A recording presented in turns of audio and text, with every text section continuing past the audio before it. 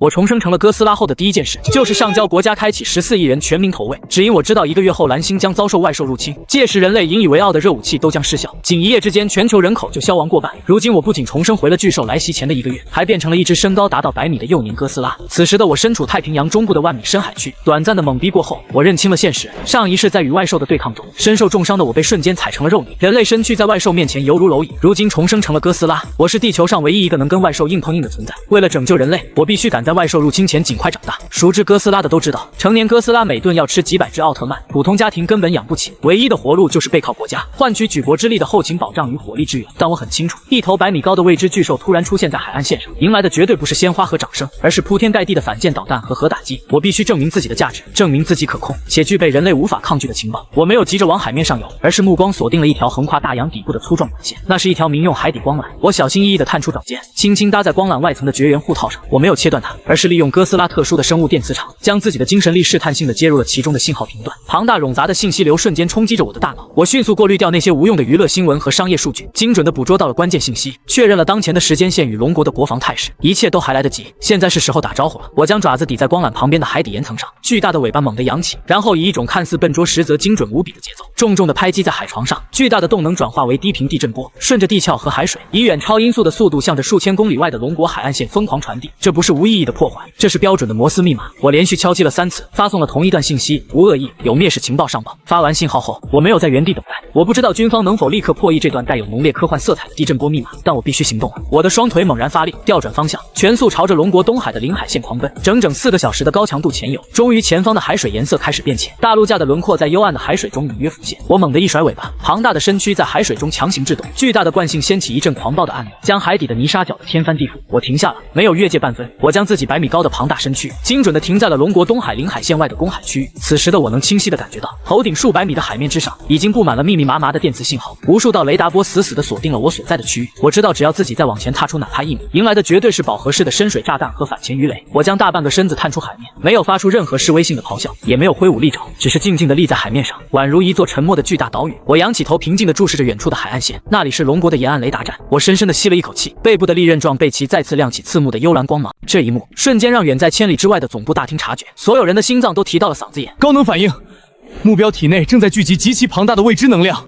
疑似准备发动攻击。雷达兵的声音因为极度的紧张而变调，我并没有攻击，只是从口中喷出一道原子吐息，宛如一把高功率的等离子焊枪，精准地扫过前方的海面，硬生生地在海面上烧出了一行巨大的明晃晃的龙国汉字。林野投诚，有蔑视危机上报，绝不搞破坏。水蒸气在高温的激荡下久久不散，那行大字在阳光下清晰的让人觉得荒诞。几乎是同一时间，龙国国防总部的地下指挥大厅内，刺耳的最高级别红色警报声瞬间撕裂了所有平静。巨大的全息投影作战屏幕前，上百名参谋和技术人员正疯狂敲击着键盘，无数数据瀑布般倾泻而下。整个大厅被刺眼的红色警报灯映照的犹如修罗场。东海防空识别区相控阵雷达全面开启，目标已锁定。深海声的阵列汇报，目标水下质量预估超过10万吨，正在释放持续的低频引力波干扰，常规潜艇无法靠近。海基东风系列反舰导弹进入最后30秒点火倒计时，请指示。紧张压抑的气氛充斥着所有人的胸口。战区总指挥林建军快步走入大厅，那张棱角分明、刻满风霜的脸上此刻凝重的仿佛能滴出水来。情况汇报。林建军大步走到主控台前，声音沉稳的像是一座山。那份从尸山血海里磨砺出的定力，瞬间压住了大厅里大半的慌乱。首长，5分钟前，东海公海区域突发异常高能反应，军事卫星捕捉到了。情报官咽了一口唾沫，手指在控制台上调出画面，声音里带着一种难以掩饰的荒谬与颤抖。捕捉到了一个100米高的未知生物，主屏幕闪烁了一下，高清卫星画面随之展开。那是一头完全超越了人类生物学常识的巨兽，如同一座暗黑色的孤岛般矗立在波涛汹涌的海面上。但在场所有参谋和将军的目光都没有停留在怪兽本身，所有人都死死盯着巨兽前方的海面。那片海域正在沸腾，高温蒸发出的浓烈白雾中，一行巨大的用纯正方块字写成的汉字正随着海浪的起伏缓缓扭动。林野投诚，有蔑视危机上报，绝不搞破坏。林建军的眉头猛地一跳，凌厉的目光瞬间如刀般刮向情报官。全息投影恶作剧，还是敌国的某种新型光学欺骗武器？不是投影。技术主管猛地站起身，手里的战术平板差点被他捏碎。红外热成像显示，那些字是实打实的高温烧出来的，海面局部温度在那一瞬间突破了3000度。首长，这头怪兽刚才从嘴里吐出了一道高能等离子束，像激光雕刻机一样，在海面上硬生生刻出了这些字。技术主管抹了一把额头的冷汗，声音发紧，这需要绝对变态级别的能量控制力。如果他刚才把这道光束的广度放大，哪怕只是扫向我们的海岸线，东海市现在的沿海防御阵地已经全部蒸发了。指挥大厅陷入了死一般的寂静，一头10万吨级的史前巨兽在东海门口写汉字。同一时间，东海领海线上空，2架隐形战机如利剑般撕裂云层，在1万米高空进入盘旋警戒状态。猎鹰1号呼叫指挥中心，已抵达目标海域上空，目视确认目标。飞行员张瑞紧握操纵杆，他的心跳正以每分钟140的频率疯狂跳动。从高空俯瞰，那头巨兽带来的视觉压迫感足以让人窒息。漆黑的鳞片上闪烁的冷光，即使隔着上万米的距离，依然让人感到脊背发凉。火控雷达锁定完毕，随时可以开火。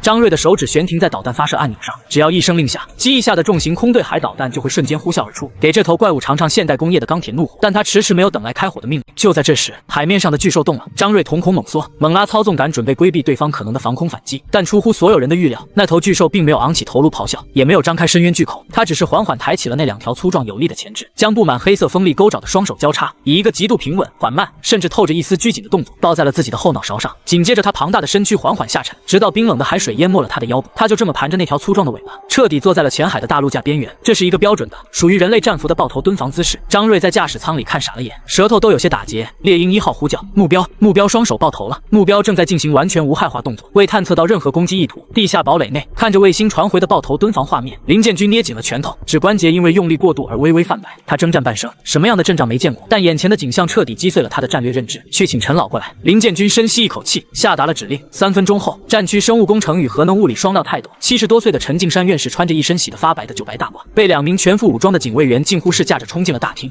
老林，你火急火燎的把我从实验室拖出来，最好是有天大的。陈敬山的话还没说完，眼珠子就死死粘在了主屏幕上，那双原本因熬夜而浑浊的眼睛里，瞬间爆发出了前所未有的狂热光芒，仿佛看到了世间最完美的艺术品。陈老，您看他的能量反应。林建军主动让开主控台的位置，陈敬山根本没空搭理他，直接扑到控制台前，手指飞快的在键盘上敲击，迅速调出了林野刚才释放微缩原子吐息时的能量波形图和热力学分布数据。看着那些密密麻麻的数据，陈敬山的呼吸越来越急促，胸膛剧烈起伏，最后甚至整个人都趴在了屏幕上，手指按着那条平滑的波形曲线颤抖。完美，太完美了！陈敬山喃喃自语，声音大的整个指挥大厅都能听见。他体内的核聚变反应没有任何放射性核废料外泄，盖格计数器在他周围显示的辐射值，甚至比我们东海市中心的本底辐射还要低。这简直就是一座绝对完美的活着的冷聚变反应堆。陈敬山猛地转过头，指着屏幕上一段数据看向林建军，像个狂热的信徒。老林，你看这个能量输出的波谷点，他在吐出那道3000度高温的光束时，周围海水的升温幅度只有不到2度，这意味着他把所有的能量都绝对压缩在了光束内部，没有一丝一毫的外溢损耗。大厅里安静的针落可闻，这不是野兽本能。陈敬山的脸色突然变得无比严肃，一字一顿地说道：“这是一种比我们人类还要高阶的物理学控制手段。”毫不客气地说，这头怪兽体内的那个意识对核能的理解超越了我们现有的整个龙国科学院体系。海面上，我保持着抱头的姿势，平静地看着天空中盘旋的隐形战机。我很清楚，光凭一句汉字和一个抱头动作，根本不足以让龙国高层彻底放下戒心。国家机器的运转容不得任何盲目的赌博。面对一头足以摧毁城市的未知巨兽，军方的第一反应永远是防备。30天的倒计时太紧迫了，我必须用最快的速度拿到龙国的编制，必须抛出让龙国无法拒绝，甚至无法承受其失去的重磅筹码。我放下交叉在脑后的双手，深吸了一口气，大量的空气涌入巨大的肺部，胸腔高高隆起，天空中盘旋的战机瞬间散开，火控雷达的锁定警告声在我的脑海中疯狂回响，但我毫不在意。背鳍再次自下而上，依次亮起幽蓝色的光芒，海水受热发出的滋滋声再次响起，又来了，他在充能。指挥大厅里，技术人员厉声示警，林建军死死盯着屏幕，额头青筋暴起，咬牙吼道：“保持克制，没有我的命令，谁也不许开火。”海面上，我再次张开口，这一次的等离子光束比刚才更细，控制得更加精细入微，高温光柱在海面上快速游走，海水剧烈沸腾。几秒钟后，白色的水蒸气散去，海面上浮现出了密密麻麻的几段新文字。第一，今晚凌晨2点04分，太平洋马里亚纳海沟，坐标北纬11度21分，东经142度12分，将发生空间撕裂。第一头前哨级外星硅基巨兽将登陆蓝星。第二，它的弱点在腹部第3块甲壳的缝隙处，常规火炮无效，需使用穿甲弹配合高频声波震荡进行定点爆破。第三，我的弱点在颈部2侧的隐蔽腮裂，该处没有任何鳞甲覆盖，内部直通神经中枢，一枚常规重型穿甲鱼雷命中此处，即可彻底摧毁我的大脑。写完这3段话，我主动转过身，庞大的身躯背对着龙国的海岸线，我仰起头，将自己粗壮的颈部彻底暴露在空气中，随后控制着肌肉，主动翻开了颈部2侧那几片巨大的防御鳞甲，露出了里面呈现出暗红色、没有任何装甲保护的软体腮裂。海风直接吹拂着我最脆弱的神经末梢，带来一阵刺痛。我没有动，就这么把自己最致命的命门毫无保留地暴露了出来。这是绝对的阳谋，也是毫无保留的生死托付。整个东部战区指挥大厅死寂的仿佛置身于绝对0度的真空中，所有人都被这几段文字震得头皮发麻，呼吸停滞，预言12小时后的外星入侵，给出敌人的精确坐标和致命弱点，甚至直接把自己的绝对死穴公之于众。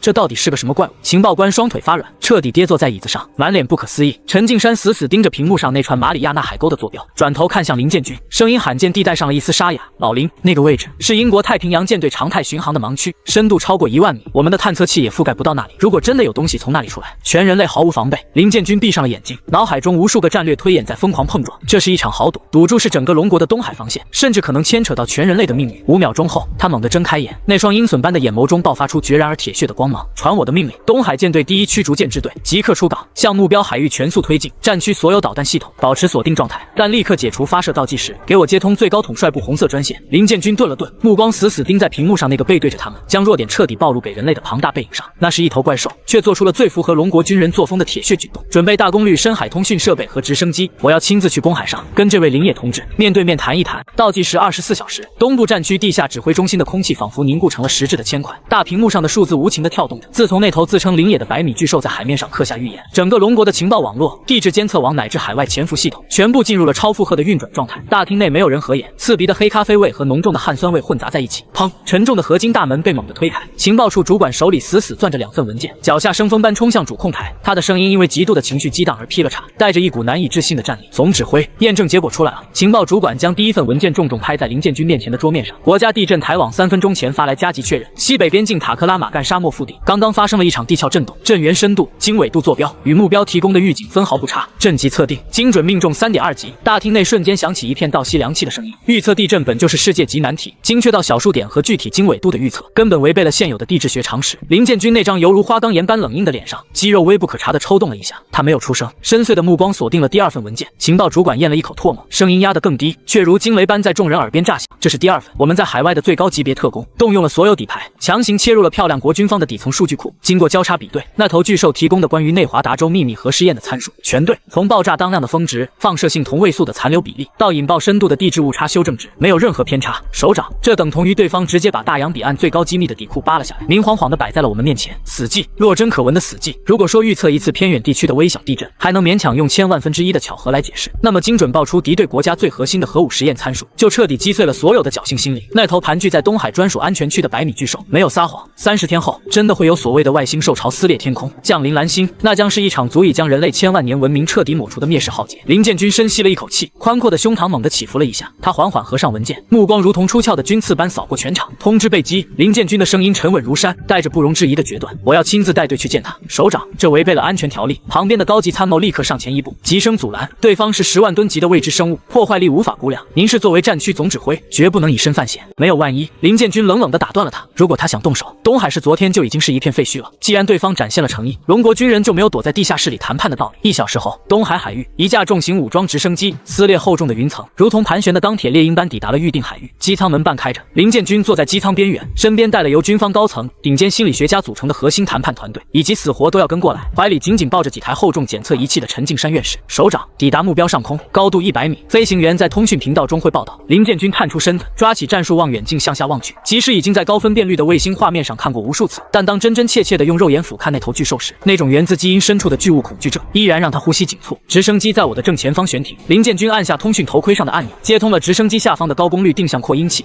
林野先生，我们已经验证了你给出的信息，现在我们需要你拿出外兽入侵的完整情报，同时说明你的诉求。机舱里的人不自觉地握紧了手里的武器或仪器，死死盯住海面，屏住呼吸，等待着这头巨兽的反应。他们设想过无数种可能，对方或许会狮子大开口索要大片领土，或许会要求人类臣服，又或者提出某种反人类的苛刻条件。海面下，我听着他们说的话，老实说，我现在饿得发慌。从万米深海一路狂飙到东海，又在海面上硬生生烧出那些汉子，体内的能量储备已经跌破了红线。我感觉自己的胃袋像是一个正在燃烧的黑洞，急需高密度的能量来填补。我没有动用身体去拍打水面发摩斯密码，而是闭上眼睛，调动前世的物理学记忆，精准地控制着颈部那一排复杂的隐蔽鳃裂，利用声带肌肉群的高频振动，硬生生将哥斯拉原本狂暴的咆哮声压缩转化成了一种能够穿透水面和空气的低频声波。紧接着，一个低沉厚重、带着浓烈金属共鸣感却字正腔圆的人类男声直接在直升机机舱内所有人的耳膜上震荡开来。诉求很简单，先管饭。机舱内，陈敬山院士推眼镜的手僵在半空，嘴巴微张，像个生锈的木偶。连一向泰山崩于前而色不变的林建军，眼角都控制不住地抽搐了2下。我接着又说道：“我从太平洋东心一路游过来，体内的能量快耗空了，浓缩铀就行，我不挑食，实在没了。核电站淘汰下来的低放射性核废料，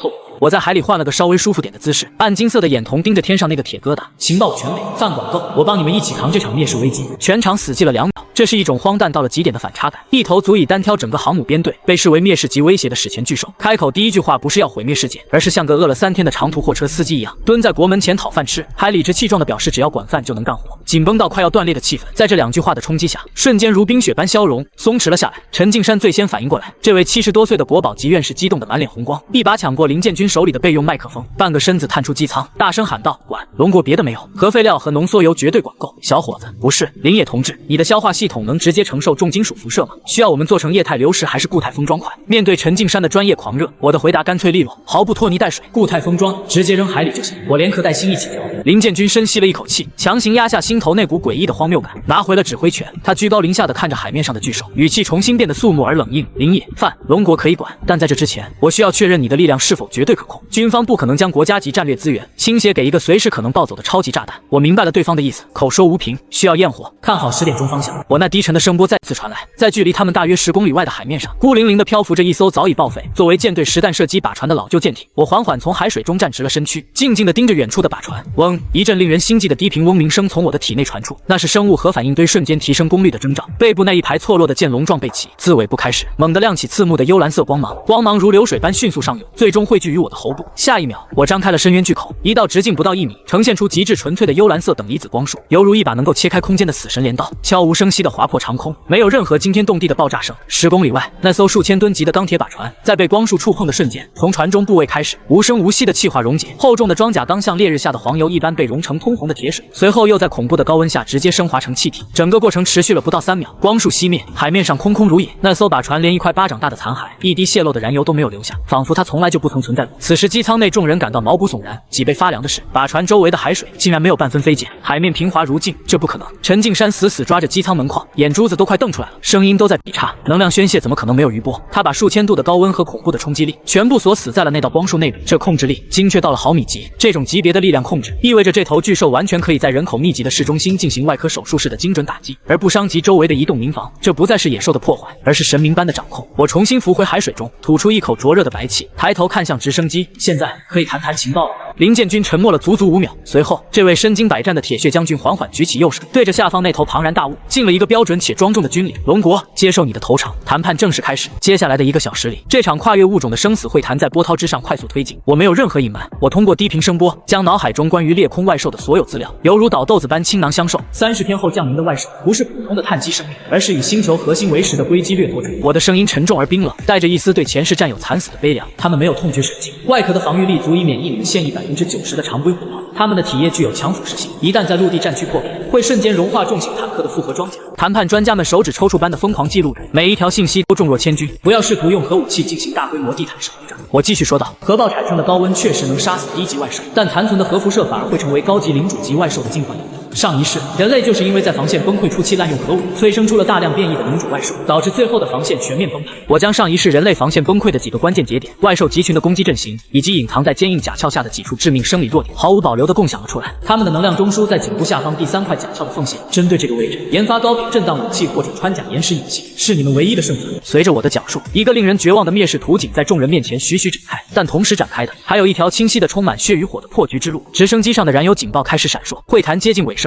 林建军站得笔直，目光坚毅地看着海面上的我，做出了最终的战略承诺：从今天起，双方正式达成合作。林建军的声音铿锵有力，掷地有声：龙国将动用国家级战略储备，为你提供绝对的安全保障与不设上限的能量补给。陈敬山院士的科研团队将全面进驻，为你提供顶级的进化支持。他顿了顿，语气变得无比郑重。作为交换，你需要配合国家完成海岸线的防御部署。龙国的14亿同胞，这道漫长的海岸线，从今天起就拜托你了。我在海水中微微点头，我的目光穿透云层，看向了东海市的方向。那里有高耸的电视塔，有密集的居民楼，有无数正在为生活奔波的普通人。那是我上一世没能守住的故乡。饭管够，天塌下来我顶着。我给出了作为巨兽，也作为一名前龙国军工人的承诺。当天下午，随着林建军的返回，沉睡的东方巨龙彻底苏醒，一份份盖着最高机密印章的文件流水般发往全国各地。沿海核电站的输出功率被强行调整，一辆辆满载着高纯度浓缩铀和特制封装块的重型装甲运输车，在重兵护卫下，浩浩荡荡地驶出了地下仓库，朝着东海安全区的方向疾驰而去。蓝星防御计划在这一刻正式拉开序。此时，龙国最高权力中枢地下300米战略防卫室内，这里的空气仿佛凝固成了实体，沉闷的让人喘不过气。巨大的椭圆形会议桌旁，坐着龙国海陆空3军的最高统帅，以及几位执掌国家经济、能源命脉的内阁要员。每个人面前的屏幕上都在循环播放着几个小时前东海海面上那头100米巨兽一口等离子吐息气化数千吨把船的绝密画面。林建军站在会议桌的最前方，这就是全部的评估报告。林建军双手撑在桌面上，目光如刀般扫过全场。目标代号灵野，拥有完全的人类心智，超越当前人类几百年的核物理认知，以及足以单挑一支现代化航母编队的恐怖武力。林将军，这太荒谬了！坐在左侧的一位能源部高官紧锁眉头，推了推鼻梁上的眼镜，把国家级战略核储备，甚至是从大西北调拨的军用级浓缩铀，去投喂一头来历不明的史前怪兽。一旦它吸收了能量后失控反水，整个东部沿海将彻底沦为核废土。这个风险龙国承担不起，不投喂，我们就能承担得起吗？林建军毫不客气地打断了他，一把抓起桌上那份刚刚由情报部门拼死确认的红头文件，重重地拍在桌子上。西北塔克拉玛干沙漠3.2级地震，分毫不差。大洋彼岸内华达州地下核试验核心参数，精确到小数点后4位。这些情报是我们花了无数代价都拿不到的绝密，他像扔垃圾一样扔给了我们。林建军的声音逐渐拔高，带着沙场老将特有的铁血与决绝。他已经给出了死亡倒计时，27天后，马里亚纳海沟将迎来第一波外星硅基生命，对方的外壳能免疫90%的常规火炮。如果情报属实，这就是一场灭绝人类的单方面屠杀。我们现在不是在做风险投资，我们是在悬崖边上抓救命稻草。他愿意给龙国当国门护卫，条件仅仅是吃饱饭，这是龙国之幸。会议室陷入了死一般的寂静，坐在首位的那位一直闭目养神的老人缓缓睁开了眼睛，他没有看桌上的文件，而是深邃地看着林建军。建军，你用你这身军装担保，他可控吗？老人的声音不大，却透着一股定海神针般的力量。林建军猛地立正，双脚并拢，发出啪的一声脆响，行了一个最标准的军礼。我以向上人头担保，他骨子里流的是龙国军人的血。老人微微点头，干枯却有力的手指在桌面上轻轻敲击了2下，这2下敲击彻底敲定了蓝星未来的命运走向。国家机器全面启动。老人的语气平缓，下达的指令却如同9天雷霆。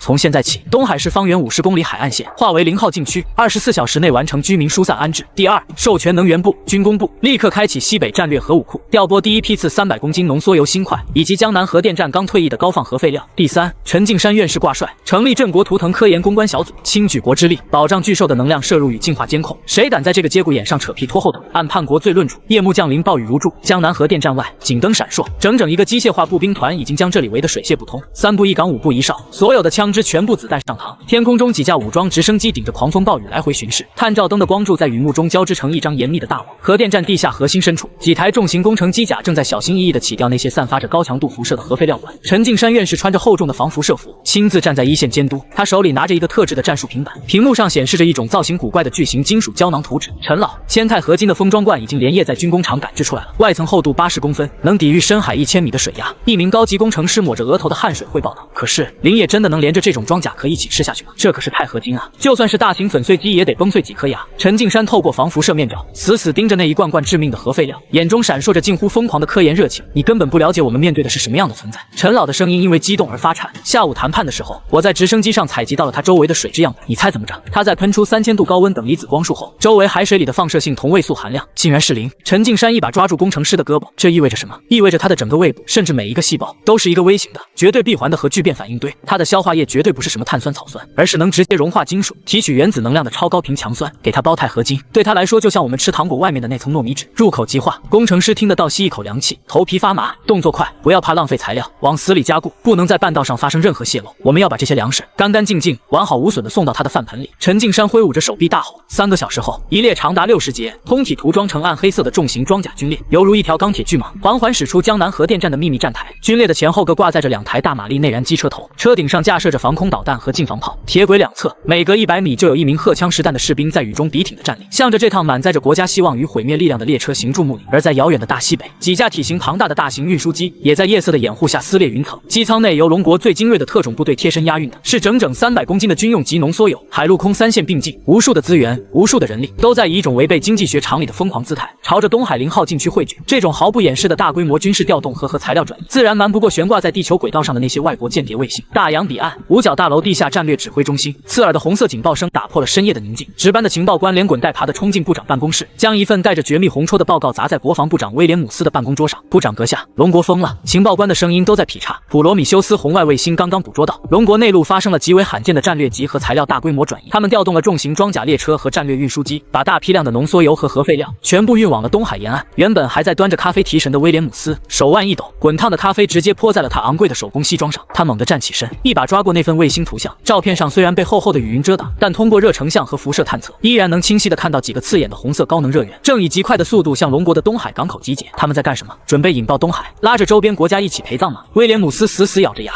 眼底闪过一丝惊恐与狠戾。还是说，他们在东海海底秘密建造了某种超大型的水下核武平台？不仅如此，部长，情报官咽了一口唾沫补充道：“龙国东海舰队的主力已经全线出港，在距离海岸线50海里的公海边缘拉起了一道长达数百公里的封锁线，所有靠近的民用船只全部被强制驱离，他们的雷达系统处于全功率火控锁定状态。”威廉姆斯像一头暴躁的狮子在办公室里来回踱步，脑海中闪过无数种阴谋论。他根本想不到龙国搞出这么大阵仗，甚至不惜冒着擦枪走火引发第3次世界大战的风险，仅仅是为了去海里喂一头怪兽。在盎格鲁撒克逊人的思维逻辑里，这种不计成本的核材料调动只意味着一件事：战争。不能让他们得逞，不管他们在东海海底藏了什么秘密武器，都必须被扼杀在摇篮里。威廉姆斯猛地停下脚步，一拳砸在办公桌上，立刻接通太平洋第7舰队司令部，命令在关岛附近游曳的3艘海狼级核动力攻击潜艇立刻下潜，关闭主动声呐，给我以最大隐蔽航速切入龙国的东海封锁区。告诉那些潜艇舰长，我要知道龙国人到底往海里扔了什么东西，如果有必要，授权他们使用特种鱼雷进行试探性攻击。合众国绝对不允许太平洋的战略平衡被打破。随着威廉姆斯的一声令下，大洋深处的黑暗中，几艘犹如深海幽灵般的核潜艇缓缓调转方向，像闻到血腥味的鲨鱼，悄无声息地向着东海逼近。此时的东海0号禁区，深度300米的大陆架边缘，我正安静地蛰伏在一条幽深的海沟里，周围的海水冰冷刺骨，但这无法浇灭我体内那股越来越狂躁的饥饿感。100米高的庞大身躯，维持基本的新陈代谢就需要海量的能量，更别提我还要为即将到来的进化继续抵御。我闭着眼睛，那庞大的精神力顺着海水向外延伸，我能清晰地感觉到头顶的海面上，那些属于龙国东海舰队的钢铁战舰正在冒着狂风暴雨来回穿梭。前世我只是个默默无闻的军工技术员，拿着微薄的薪水，在实验室里熬秃了头发，最后在末日来临时，连一杆像样的枪都领不到，只能绝望地看着外兽将防线撕碎。但现在我是一头能操纵核能的100米巨兽，更重要的是，我敏锐的听觉已经捕捉到了从远方海岸线上传来的那种只有重型军用列车在铁轨上碾压时才会发出的低频震动，那是几万吨钢铁夹带着海量核燃料正朝着我滚滚而来的声音。国家没有骗我，为了我的一句管饭，这台庞大到不可思议的国家机器真的把压箱底的战略物资全搬过来了。来吧，我在昏暗的海沟中缓缓站直了身躯，已经做好了准备，只要这批能量下肚，我就能彻底跨过幼年期的门槛，迎来第一次真正的基因重塑。东海港口暴雨如注，整个东海港已经被彻底军管，方圆50公里内拉起了3道最高级别的红色警戒线，没有任何民用船只敢靠近这片海域。天空中甚至盘旋着3架预警机，死死盯着雷达屏幕上的每一个可疑信号。一场人类历史上前所未有的投喂行动，正在这片风雨交加的海岸线上轰轰烈烈地展开。铁轨的隆隆摩擦声撕裂了雨夜的轰鸣，一列长达60节的重型装甲军列，像一条黑色的钢铁巨蟒，缓缓驶入港口核心区。零件军披着黑色的防水雨衣，像一尊铁塔般矗立在风雨中，雨水顺着他坚毅的脸颊流下，他却没有伸手去擦，只是死死盯着那一节节正在被重型塔吊卸下的巨大铅灰色金属罐。报告总指挥，一名浑身湿透的少校军官踏着积水跑到零件军面前，大声吼道：“第一批次补给已全部到位，共计12个特制高密度铅钛合金封装罐，里面装填了江南核电站刚退役的高放核废料，以及300公斤从大西北紧急调拨的军用级浓缩铀锌块。”零件军微微点头，目光如炬：“陈老那边准备好了吗？”陈院士的监测船已经抵达预定海域边缘，深海声呐和高频热成像仪全功率开机。好，零件军猛地一挥手，声音在风雨中掷地有声，起吊入海。随着震耳欲聋的机械轰鸣声，12个重达数十吨的铅钛合金罐被巨型塔吊缓缓吊起，越过防波堤，朝着翻滚着墨色海浪的深水区重重砸落。巨大的水花冲天而起，几十吨重的金属罐在重力的牵引下，迅速向着幽深黑暗的海底坠落。此时，在距离海面300米深的大陆架边缘，终于来了。我在海底缓缓站起身，庞大的身躯排开周围数万吨的海水，掀起一阵浑浊的狂暴暗流。我仰起头，粗壮有力的后肢在海底岩层上猛地一蹬，我犹如一枚黑色的重型鱼雷，迎着那些下沉的金属罐直冲而上。我伸出布满黑色倒刺的巨大前爪，精准地在海水中捞住了一个下坠的铅钛合金罐。这东西在人类看来是坚不可摧的绝密容器，但在他手里就跟一颗包着糖纸的硬糖没有任何区别。我没有丝毫犹豫，直接将那个几米长的金属罐塞进长满獠牙的深渊巨口中，上下颚猛地合拢，咔嚓，令人牙酸的金属碎裂声在深海中轰然炸开，足以抵御深海高压和常规火炮轰炸的钛合金外壳，在哥斯拉恐怖的咬合力面前，瞬间被咬成了一堆扭曲的废铁。浓烈的高强度辐射物质伴随着苦涩的海水，瞬间涌入我的口腔。这种足以在几秒钟内让一个成年人类细胞全线崩溃，化为一滩血水的恐怖核辐射，对我来说却是世界上最甘甜的琼浆玉液。我咕咚一声，将连带着金属碎块和核燃料的混合物吞入腹中。就在吞咽下去的第3秒，我体内那颗沉寂已久的生物核反应堆，仿佛被浇了一桶高标号航空煤油，瞬间被彻底点燃。一股无法用言语形容的恐怖高温从我的胃部轰然爆发，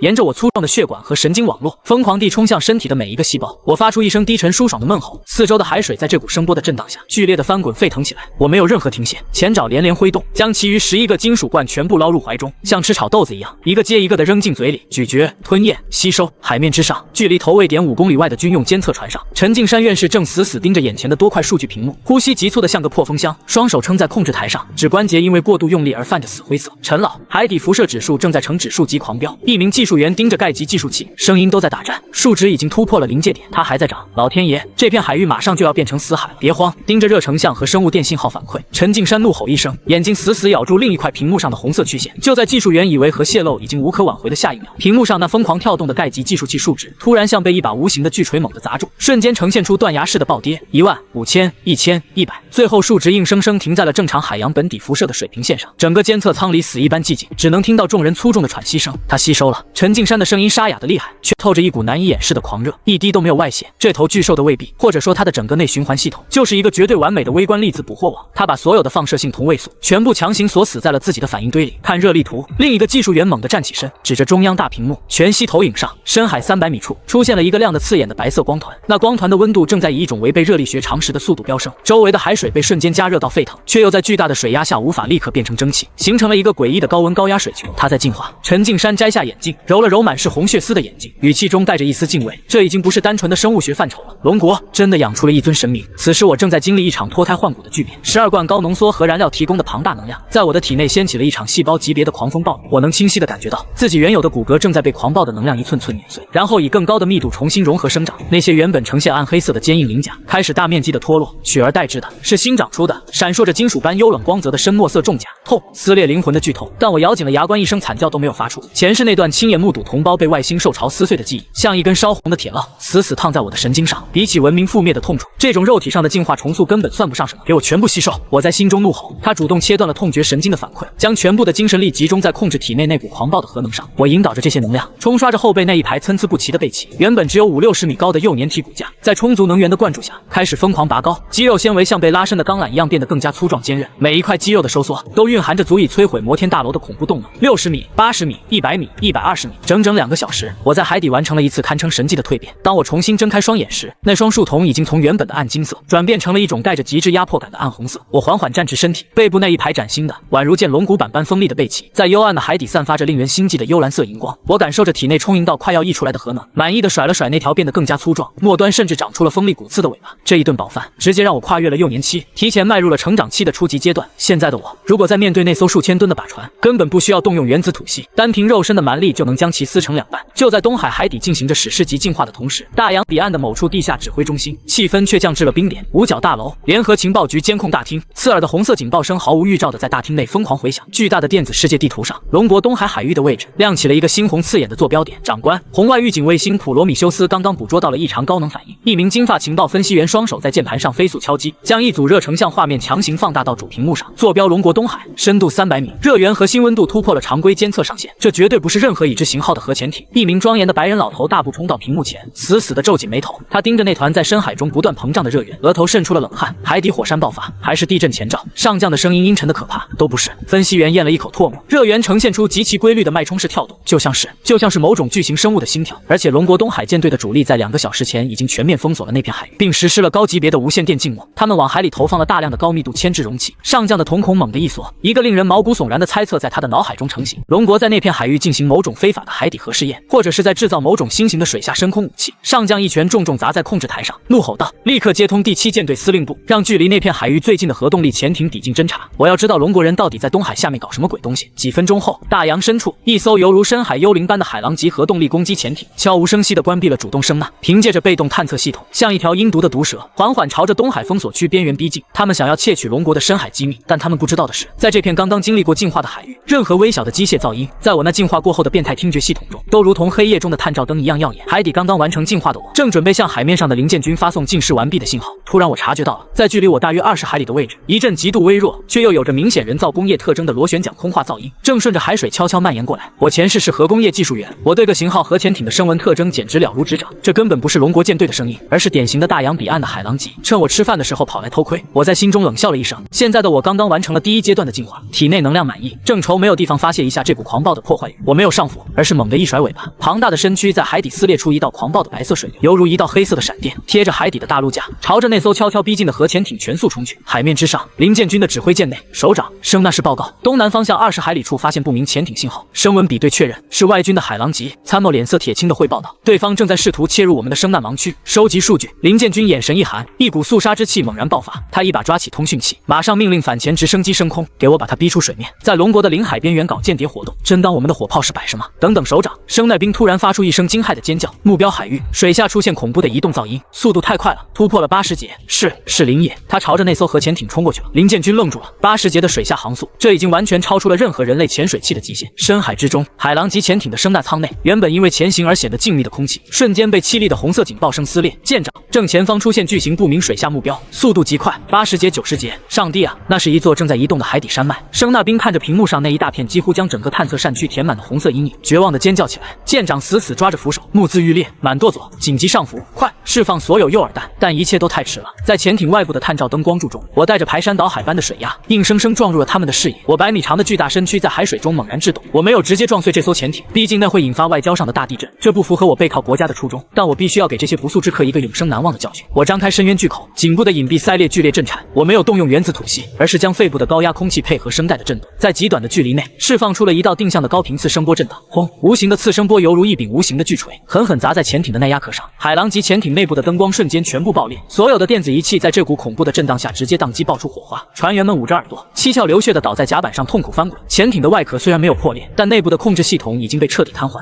像一块废铁一样无力的朝着海面漂浮上去。做完这一切，我连看都没再看一眼那艘瘫痪的潜艇，转身朝着龙国舰队的方向游去。几分钟后，东海海面上伴随着巨大的水花，我那顶着崭新深墨色鳞甲的庞大头颅缓缓破开水面，我的背鳍在雨夜中闪烁着冰冷而摄人心魄的幽蓝光芒。林建军站在军舰甲板上，强忍着狂风暴雨的吹打，死死盯着距离自己不到100米的这尊庞然大物。他能清晰地感觉到，眼前的这头巨兽比几个小时前更加恐怖，更加具有毁灭性。空气突然产生了一阵熟悉的扭曲波纹，我那带着金属质感的低沉声音再次通过低频声波在林建军的耳边震荡响起：饭很香，吃饱了。我眼神锁定在林建军的身上，声音中透出一股不容置疑的冷冽与杀意。第一批裂空外兽的降临坐标算时间也快到了，给我指明方向，我要去干活了。这一边，五角大楼地下深处的战略会议室，刺眼的冷白炽灯光打在会议桌上，巨大的全息投影仪悬挂在天花板正中央，正循环播放着一段卫星航拍画面。波涛汹涌的东海海面上，一头200米高的暗黑色巨兽破水而出，背鳍闪烁着令人胆寒的幽蓝色电光，粗壮的尾巴随意一扫，便在海面上掀起一阵小型的海啸。那是我2天前完成第一次可控进化时的影像。威廉姆斯站在全息投影前，双手撑着桌面，那双深陷在眼窝里的蓝眼睛里燃烧着毫不掩饰的狂热与嫉妒。他死死盯着画面中的巨兽，仿佛在看一座堆满黄金的金矿。先生们，睁大你们的眼睛看看，这根本不是什么抵御外星人的救世主，这是上帝赐予人类的终极生物兵器。龙国的全民动员和那头怪兽的成长速度，已经严重打破了全球的战略平衡。如果放任他们继续投喂下去，不出1个月，我们在太平洋的霸权将被彻底粉碎。会议桌两旁，10几名军方高层和西装革履的政客面面相觑。一名参议员皱着眉头敲了敲桌子：“部长阁下，龙国已经公布了外星文明入侵的预警，我们现在去招惹这头声称能对抗外星威胁的巨兽，是不是有些不合时宜？愚蠢！”威廉姆斯猛地转过头，像一头护食的猎狗般露出獠牙。外星威胁还有18天才会降临，那是全人类的麻烦，不是我们一家的麻烦。但如果让龙国独占了这头巨兽的基因本源，那才是我们真正的末日。我们的目标表面上是清除怪兽威胁，实则是为了夺取它的基因本源，用来打造属于我们自己的无敌舰队。威廉姆斯只起身打了个响指，全息屏幕上的画面瞬间切换，变成了一份盖着绝密印章的庞大作战计划书。我已经拟定了一份代号为猎鲸的完美围捕计划，并在今早说服了国会那些老顽固。威廉姆斯的嘴角勾起一抹阴冷的弧度，眼神阴狠。这套计划分为3环，第一环，我们将出动3艘尼米兹级核动力航母，外加数十艘驱逐舰和巡洋舰组成的联合舰队，直奔龙国东海。舰队将全员列装刚刚从秘密实验室调拨出来的特制冷冻弹，这种冷冻弹能在接触目标的瞬间制造零下200度的绝对低温，足以从正面彻底冻结那头巨兽的行动能力。听到3艘航母，在场的几名海军将领呼吸都粗重了几。这是自冷战结束以来，在西太平洋集结的最庞大海上武装力量。第二环，威廉姆斯冷笑一声，继续抛出底牌。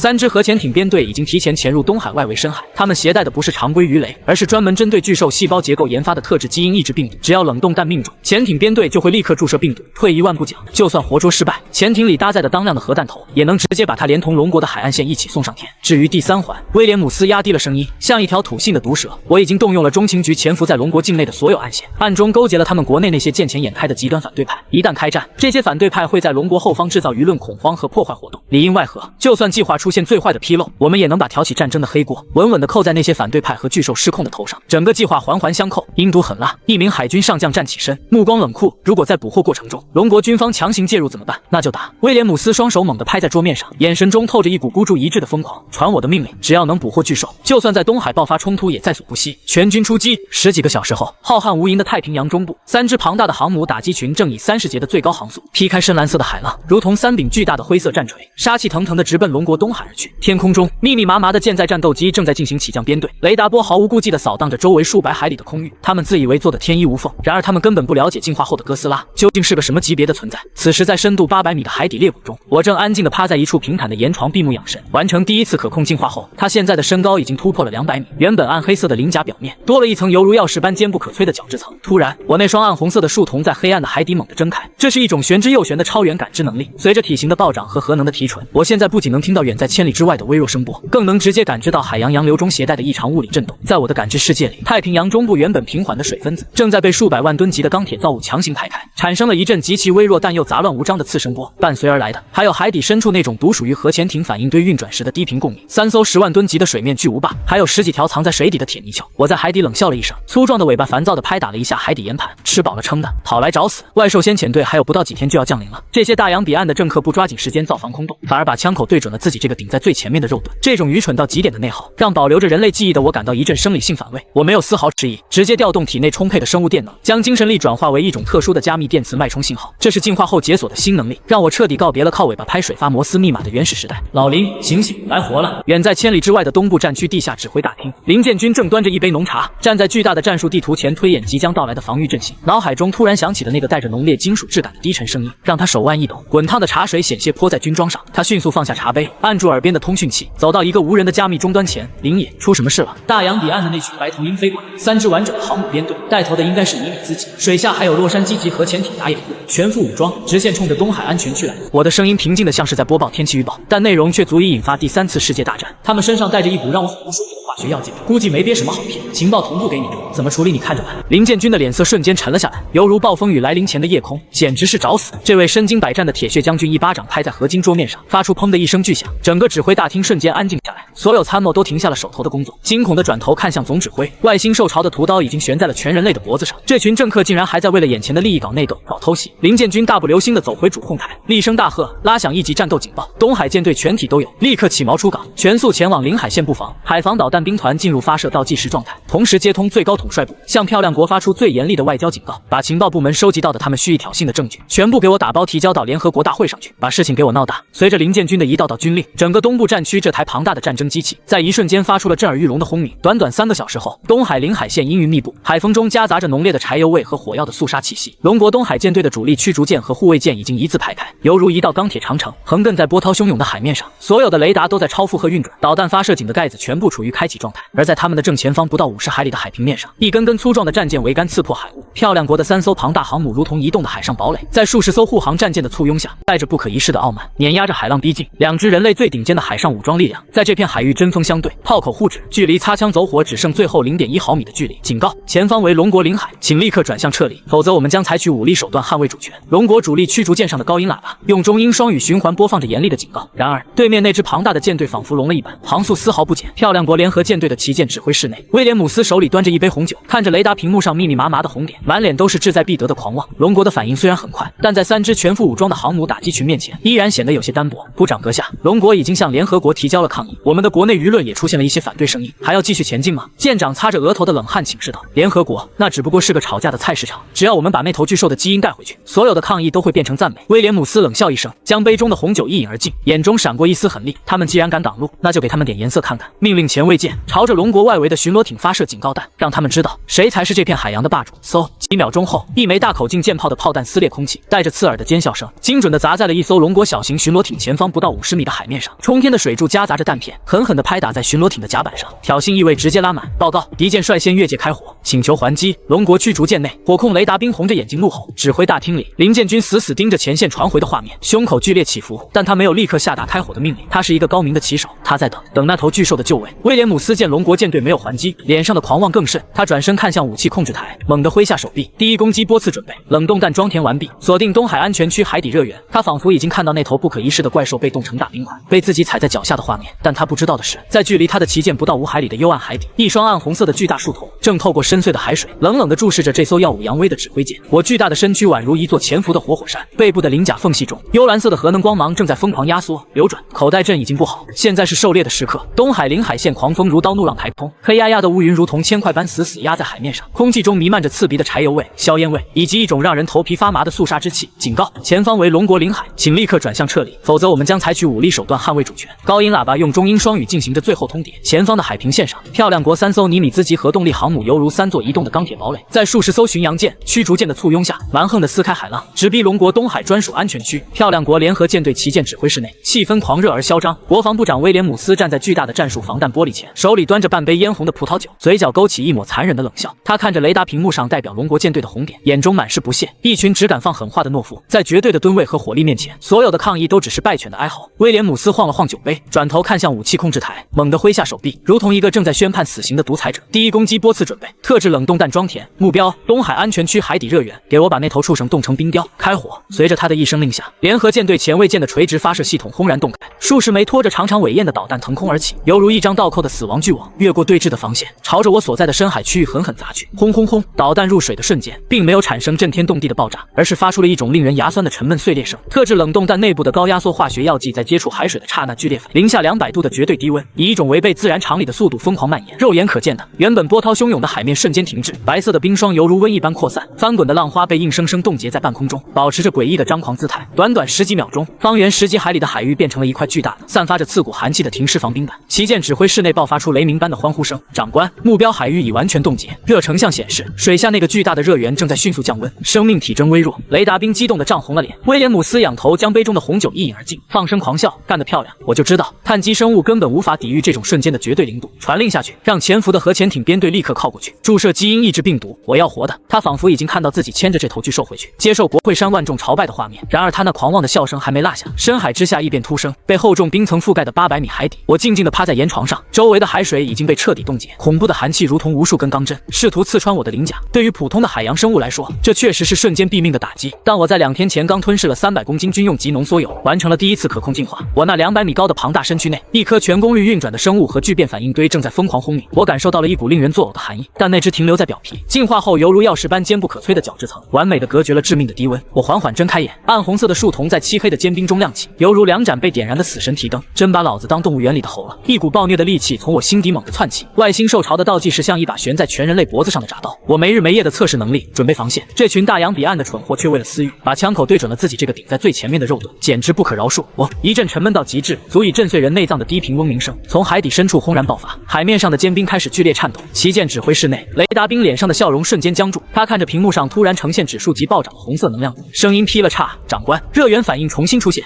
不是恢复，是在飙升，核心温度突破临界值了。威廉姆斯猛地扑到控制台前，你说什么？咔嚓，砰！他的话音未落，前方冻结的海面上，一道贯穿天地的巨大裂缝轰然炸开，数万吨重的碎冰被一股排山倒海的力量强行顶起，直冲云霄。一头高达200米的暗黑色巨兽，犹如从地狱深渊中爬出的远古魔神，踩着漫天碎冰，缓缓从海水中站直了身躯。海水沸腾了，我周身的超高温度瞬间将那些零下200度的坚冰融化气化，大片大片的白色蒸汽将我环绕，衬托的那庞大的身形更加恐怖压抑。我根本没有理会那些直升机和战舰，我微微扬起那张布满狰狞鳞片和粗壮骨刺的脸，暗红色的眼眸死死锁定了处于联合舰队中央的那艘旗舰航母。空气中产生了一阵熟悉的扭曲波纹，低沉厚重带着金属共鸣的震荡声波，直接穿透了所有战舰的防弹玻璃。既然你们送上门来，就别回去了。这一句话判了整支联合舰队的死刑。我背部那一排错落有致的剑龙状背鳍，并没有像往常一样亮起幽蓝色的光芒，这一次从尾尖开始，一抹刺目的仿佛能点燃虚空的赤红色光芒，如同狂飙的岩浆一般迅速向上攀升。红莲形态，原子吐息，这是我进化后掌握的全新杀招，通过瞬间超频体内的核聚变反应堆，将温度和破坏力提升到一个令人发指的境地。拦截，快拦截他！威廉姆斯在指挥室内歇斯底里的尖叫，刚才的嚣张气焰早已荡然无存。联合舰队的近防炮、防空导弹在同一时间疯狂开火，密集的弹幕犹如一场金属暴雨般泼向我，但那些足以撕裂装甲的穿甲弹打在我要石般的鳞甲上，只迸发出一连串微弱的火星，连个白印都没留下。我张开了深渊巨口，一道直径超过5米的赤红色高能等离子光柱，带着毁灭一切的威势轰然喷发。这道赤红色的光柱没有丝毫散射，它宛如一把由神明挥动的烈焰巨剑，瞬间切开了空气，精准无误地命中了为首的那艘尼米兹级航母的飞行甲板。撕啦！坚不可摧的特种飞行甲板在那几万度的高温面前，简直比一层窗户纸还要脆弱。赤红光柱毫无阻碍地融穿了甲板，贯穿了机库，直接捅进了航母最底层的弹药库。时间仿佛在这一刻停滞了半秒，紧接着，一团巨大无比的暗红色火球在海面上轰然膨胀，航母内部数千吨的航空炸弹和反舰导弹引发了惨烈的连环殉爆。10万吨级的钢铁巨兽在这股毁天灭地的力量面前发出痛苦的哀鸣，巨大的船体从中间部位被硬生生撕裂折断，满载着燃油的战斗机像玩具一样被抛向半空，然后在火海中化为灰烬。整艘航母在滔天的火光中断成两截，拖着滚滚浓烟，绝望地沉入沸腾的海底，全场死寂。无论是逃窜的水兵，还是在后方严阵以待的龙国舰队，都被这堪称神罚般的一幕彻底震撼。一击，仅仅一击，蓝星上最强大的水面武装力量，人类工业的巅峰结晶，就这么灰飞烟灭。潜艇，让潜艇开火，用核鱼雷杀了他！威廉姆斯瘫软在地，抓着通讯器疯狂咆哮，声音因为极度的恐惧而变得尖锐刺耳。隐藏在海面下的3支洛杉矶级核潜艇编队早已吓破了胆，但在死命令的催促下，他们还是硬着头皮打开了鱼雷发射管。10几枚重型线导鱼雷拖着白色的尾迹，从4面8方朝着林野的死角绞杀而去。我冷哼一声，庞大的身躯在海水中猛地一沉，我那条粗壮的犹如大厦般的巨尾在水下猛然抡圆，带起一股狂暴的深海暗流。砰砰砰砰，那条巨尾犹如一条无坚不摧的钢鞭，精准地扫过了鱼雷的袭来路径。10几枚重型鱼雷根本没有机会靠近我的鳞甲，就被这股恐怖的物理压强当场拍爆。沉闷的水下爆炸声此起彼伏，激起冲天的水柱。我借着下潜的冲力，直接锁定了水下那10几艘核潜艇的位置，猛地冲入潜艇编队阵型中央。那双巨大的利爪探出，轻而易举地扯开了洛杉矶级潜艇的耐压壳，刺耳的金属撕裂声在海底回荡。我没有大开杀戒，锋利的爪尖精准地拨开了潜艇的反应堆舱，将里面散发着幽蓝光芒的核燃料棒和武器级浓缩铀一把掏了出来。我张开巨口，将这些对人类来说沾之即死的高辐射核原料，像是吃麻辣小零食一样直接吸入腹中。接连掏空了5、6艘核潜艇的反应堆后，我体内的能量储备瞬间达到了一个前所未有的峰值，一股狂暴的蓝色电流开始在我背后的骨板上疯狂跳跃游走。我猛地破水而出，200米高的身躯傲立在海面之上。我深吸一口气，胸腔高高隆起，背鳍上的蓝光刺目到了极限，但我没有喷出高温吐息，而是发出了一声震动天地的低吼。一道半透明的呈现波纹状的幽蓝色电磁脉冲吐息，以我为圆心，犹如一场无声的风暴，瞬间席卷了方圆百里的海域。这是一种针对现代电子工业的绝对降维打击。脉冲扫过的瞬间，联合舰队剩余的所有驱逐舰、巡洋舰上那些精密相控阵雷达、火控系统、通讯主板，统统爆出一团耀眼的火花，所有的屏幕瞬间熄灭，引擎凄厉的停转。这支武装到牙齿的现代化舰队，在顷刻间变成了一堆漂浮在海面上的虾子和笼子，彻底瘫痪。整个战局的逆转，从我破冰而出到舰队瘫痪，前后加起来不到20分钟。2艘航母沉没，数十艘战舰被毁，剩下的舰船彻底失去动力，在海浪中绝望的摇晃。剩下的水兵看着那尊屹立在火海中的黑色魔神，心理防线彻底崩溃，纷纷跪在甲板上，丢下武器，祈祷上帝的救赎，全体出击，收网。龙国舰队指挥舰上，林建军一巴掌拍在指挥台上，眼神如刀。刚才还按兵不动的龙国东海舰队，此刻犹如一群离弦的利箭，全速冲入战场。陆战队员乘坐快艇，迅速登上了那些瘫痪的漂亮国战舰，将枪口顶在了那些早已吓破胆的舰长脑门上。威廉姆斯所在的指挥舰被2艘大驱死死夹击，舱门被暴力破开，几名全副武装的龙国特种兵冲了进去，将瘫倒在地的威廉姆斯死死按在甲板上。你们不能抓我，我是合众国国防部长，你们这是在挑起世界大战。威廉姆斯还在做着最后的挣扎，带队的龙国军官冷笑一声，从怀里掏出一个战术终端，直接播放了一段音频，里面清晰地传出威廉姆斯下达冷冻弹攻击以及要求潜艇注射基因病毒的命令原因。威廉姆斯先生，你的围捕计划录音以及暗中勾结我国境内极端反对派的资金流水，5分钟前已经由我国最高代表同步提交到了联合国大会现场。军官语气冰冷，你下半辈子就在最高级别的军事监狱里为你的愚蠢赎罪吧。消息传出，全球震动，漂亮国国内舆论瞬间爆炸。短短几个小时内，以威廉姆斯为首的鹰派势力土崩瓦解，全员被捕审查。这场气势汹汹的围捕计划成了一个彻头彻尾的国际笑话。而此时的东海深处，战斗结束后的我没有理会海面上的打扫战场，我直接沉入了海底最深处。从核潜艇编队里一口气吞噬的大量核原料，正在我体内引发一场翻天覆地的巨变。那股庞大的能量犹如脱缰的野马，疯狂冲刷着我的细胞结构。我在深海中痛苦的翻滚，旧的黑色鳞甲成片成片的剥落，取而代之的是一种更加致密、隐隐泛着暗金色光泽的重型装甲。我的骨骼在咯吱作响中疯狂拉伸重组，200米、300米、400米。当一切平静下来时，我缓缓从海底站起，我完成了第2次可控进化。此刻的我，身高已经突破了恐怖的500米大关，那股毁天灭地的压迫感，甚至让周围的洋流都产生了停滞。不仅如此，我感受到背部的骨板和体内的反应堆之间建立了一种奇妙的能量循环回路。我心念一动，庞大的身躯竟然挣脱了海底的重力，依靠着能量的反冲，在海水中悬浮了起来。短距离反冲飞行能力解锁，这就意味着我不再是一头只能在海里和陆地上笨重移动的马，我拥有了对空作战的绝对机动性。但强行吞噬并进化，代价也是沉重的。一股前所未有的虚弱感潮水般涌来，我的眼皮犹如灌了铅一样沉重，体内的能量因为强行改造身体而消耗一空。我明白，这是进化后的机体重塑期。在接下来的3天里，我将陷入深度沉睡，毫无反抗之力。老林，我用最后一丝精神力向林建军发送了坐标和情况说明，我需要睡3天。这3天我没有还手之力，把后背交给人类，这是一场豪赌。10几秒后，林建军的声音在通讯频道里响起，斩钉截铁，透着一股股让山河变色的铁血意志。睡你的！战区所有空机、海机、陆基力量全线压上，围绕你的沉睡坐标，构建30公里、50公里、100公里3道绝对防御圈。林建军站在指挥舰的舰首，望着风起云涌的海面，猛地拔出腰间的配枪，子弹上膛，传令全军：这3天，哪怕是天王老子来东海，也得给我打下来！谁敢动我们的镇国神兽一根汗毛，龙国不惜一切代价开战！听着通讯频道里传来的指令，我缓缓闭上眼睛，在深海中沉沉睡去。这一刻，我是真正的把命交给了这个国家，而这个国家也正在用举国之力为他们的神明护岛。距离外兽降临还剩17天，真正的风暴才刚刚开始。东海0号禁区，乌云如厚重的铅块死死压在海面上，连一丝风都透不进来。海面上停泊着密密麻麻的钢铁巨舰，首尾相连，宛如一道横亘在天地间的钢铁长城。距离我陷入深度沉睡，已经过去了整整68个小时。这68个小时里，这片海域连一只海鸟都飞不进来。东部战区砸下了血本，3道绝对防御圈将我沉睡的坐标点围得水泄不通。外围是核潜艇编队组成的深海巨指线，中层是导弹驱逐舰和护卫舰构成的海面火力网，内圈则是2艘常规动力航母带来的全天候空中巡逻梯队。指挥舰泰山号的舰桥上，林建军站在战术沙盘前，双眼布满血丝。他已经快3天3夜没有合眼了，下巴上长满了青灰色的胡茬，原本笔挺的将官服也显得有些皱巴，但他站得依然像一根钉死在甲板上的钢钉，浑身上下透着一股让人不敢直视的肃杀。首长，去休息10分钟吧。旁边的参谋长端着一杯温水走过来，声音里带着担忧。陈老那边刚发来海底生命体征报告，林野的细胞重组已经进入尾声，预计还有4个小时就能彻底苏醒，这里有我盯着。林建军摆了摆手，推开水杯，目光死死定在雷达屏幕上。大洋彼岸有什么动静？威廉姆斯被捕后，漂亮国国内乱成了一锅粥，几大财阀正在国会山上狗咬狗，他们的太平洋舰队已经全线退回了基地，表面上看起来老实了。参谋长汇报道。表面上，林建军冷笑一声，那双犹如鹰隼般锐利的眼睛里闪过一丝寒芒。记住，永远不要低估那帮盎格鲁撒克逊人的底线，他们得不到的东西，宁可毁掉也绝不会留给别人。越是安静，越说明有见不得光的脏东西在水底下憋着。林建军的话音刚落，刺耳的战区及红色警报声毫无预兆的在剑桥内凄厉的炸响，不是海面雷达，也不是深海声呐，而是来自大气层外的预警。报告总指挥，最高太空司令部紧急专线。通讯兵猛地扯下耳机，声音因为极度的惊骇而变调。近地轨道上，一颗隶属于漂亮国、标号为废弃的气象卫星，30秒前突然变更轨道，解除了伪装外壳，主控屏幕瞬间切换，一张来自太空的高清光学照片被放大。那根本不是什么气象卫星，而是一座长达20米的梭形轨道武器平台。随着伪装外壳的脱落，平台腹部露出了3个黑洞洞的发射管，天基动能武器。参谋长倒吸一口凉气，脸色瞬间煞白。目标锁定了，是0号禁区，3枚上帝之杖已经完成脱轨点火，正以14马赫的速度向我们砸下来。预计撞击时间2分半钟。整个剑桥瞬间陷入了死一般的寂静。上帝之杖，这是一种只存在于绝密图纸上的理论级概念武器，它不搭载任何核弹头或高爆火药，完全由高密度的实心钨合金棒组成，从近地轨道坠落，依靠地球重力加速度，在接触地面的瞬间释放出堪比战术核武器的恐怖动能。